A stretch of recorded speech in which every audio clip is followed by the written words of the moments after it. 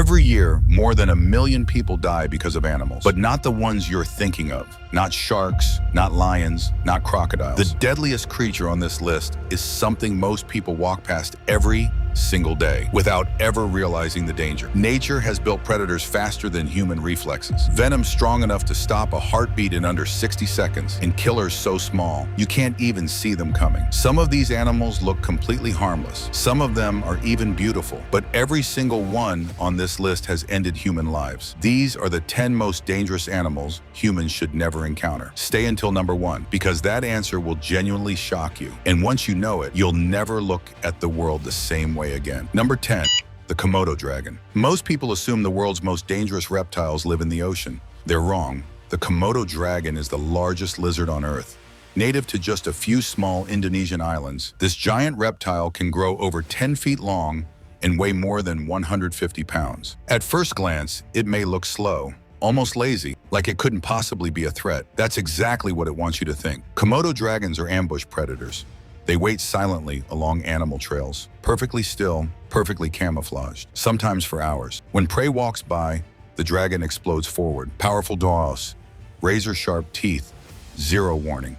For many years, scientists believed the deadly bacteria in their mouths was what killed prey. But later research revealed something far more disturbing. Komodo dragons actually produce venom. Their venom prevents blood from clotting, causes a rapid drop in blood pressure, and slowly shuts the body down from the inside. Even if the prey escapes the first attack, it doesn't matter. The dragon simply follows the scent, patiently, calmly, and waits for the body to give up. There is no running from a Komodo dragon. Number 9, the saltwater crocodile. Imagine standing at the edge of a river. The water looks calm, completely still, safe. It isn't. The saltwater crocodile is the largest living reptile on Earth and one of the most perfectly designed killing machines nature has ever created. Some males grow over 20 feet long and weigh more than a small car. They live in rivers, estuaries, and coastal waters across Southeast Asia and Northern Australia. But here's what makes them truly terrifying. They don't chase, they wait. A saltwater crocodile can remain almost completely motionless for hours, with only its eyes and nostrils above the water, watching, calculating, waiting for the exact right moment. And when that moment comes, it explodes from the water so fast that most victims don't even see it happen. Their jaws slam shut with one of the strongest bite forces ever recorded in the animal kingdom. More powerful than a great white shark, more powerful than a lion. And then comes the death roll. The crocodile spins violently in the water, over and over, until its prey stops moving. For any animal caught in that grip, human or otherwise, escape